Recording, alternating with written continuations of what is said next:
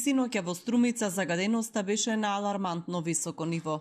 Мерните станици на Министерството за животна средина и просторно планирање покажуваат дека квалитетот на воздухот е во црвена зона, со појаснување индекс многу лош и со околу 159 микрограми на метар кубен PM10 честички. Поради тоа и денеска се на важност мерките за заштита на здравјето на граѓаните, како и контролата на загадувачите. Министерството препорачува работодавците да ги ослободат од работа бремените жени, лицата над 60 години и хронично болните. За оние кои работат на отворено се препорачува реорганизација на работното време во периодот од 11 до 17 часот. Покрај тоа во Струмица ќе има засилени инспекцијски контроли на фабриките со А и Б еколошки дозволи, како и на градилиштата. Полицијата ќе врши вонредни проверки на техничката исправност на возилата, со фокус на дизел автомобилите, а строго се забранува палење оган на отворено.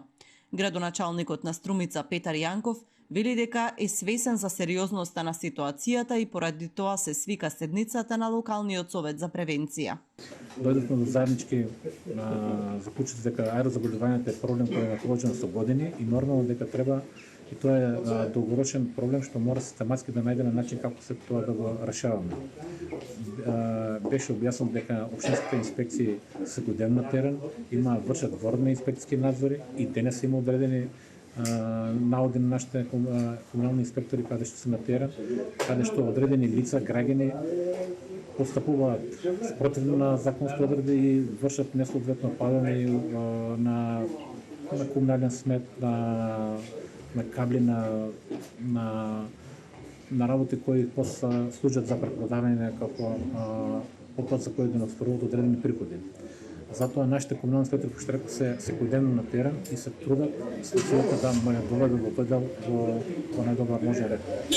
Во делот на Капопштина се трудиме во период што доаѓа ќе има повеќе мерки за справување со аерозаголувањето. Еден од тие настани беше и денешната средба, каде што граѓаните има информативен настан за запознавање со нашите партнери UNDP во делот на субвенционирање на користење на обновливи извори енергија. Тоа е добро да се направи, ама зависи кој како ќе го прифати и условите како ќе ги прифати. И се многу зависеше од банките, каматната стапка колку ќе биде и ратите како ќе бидат. Тука луѓето ќе се предомислат и ќе прават некоја математика, дали им исплаќа или не им исплаќа. Така. И тоа можам да го кажам за место. Тоа е добро, ама за секој не знам како би било добро. Министерството за животна средина апелира да не се организираат и спортски надпревари и културни манифестации на отворено, додека трае алармантната состојба.